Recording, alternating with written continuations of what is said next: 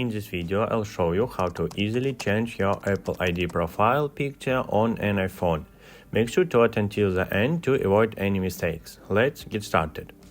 First, open the Settings app, then tap on your name at the top to access your Apple settings.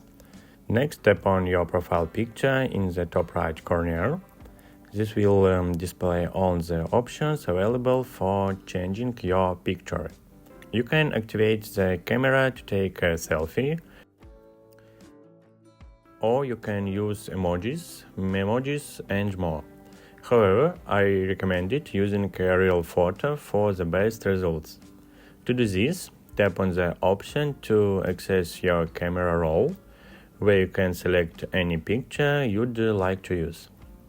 Once you've chosen your image, you can set it as your current profile picture. Don't forget to tap Done to save your changes. And that's it. If you found this video helpful, please give it a thumbs up